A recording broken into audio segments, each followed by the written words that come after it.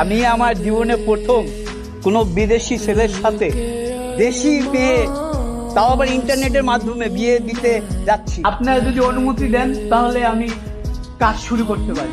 হ্যাঁ কাজী সাহেব প্লিজ আপনি বিয়ের কাজ শুরু করুন। এই দাঁড়ান, আমার ইন্টারনেট সিগন্যালটা ঠিক আছে কিনা একটু দেখা নেই, তা না হলে যদি আবার কবুল বলার মাঝখানে কাইটা যায়। দিকে নেই। হ্যাঁ এবার ঠিক আছে, শুরু করেন। সবাই সাউথ কোরিয়া প্রবাসী মোহাম্মদ নাহিদুল ইসলামের সাথে ঢাকা নিবাসী সাদিয়া খাতুনের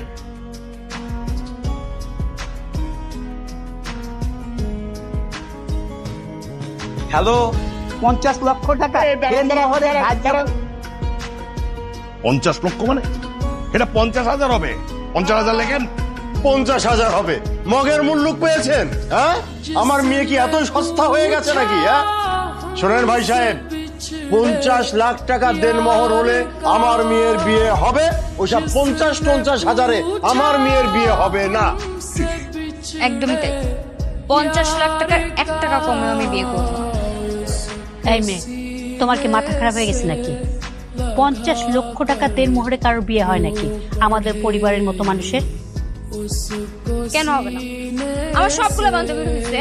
আমার এক বান্ধবীর 25 লাখ টাকায় বিয়ে হয়েছে, আরেক বান্ধবীর 30 লাখ টাকায় বিয়ে হয়েছে। কয়দিন আগে আরেকটা বিয়ে খায় আসছি না মা, 30 লাখ টাকা না 35 লাখ টাকায় বিয়ে হয়েছে। তাইলে আমি তো তাদের থেকে বেশি সুন্দরী, আমার বিয়ে কেন 50 লাখ টাকায় হবে না? আমার বিয়ের দেনমোহর বেশি থাকবে এবং আমি সবাইকে গল্প করবো যে আমি 50 লাখ টাকা দেনমোহর দিয়ে বিয়ে করছি, ব্যাস।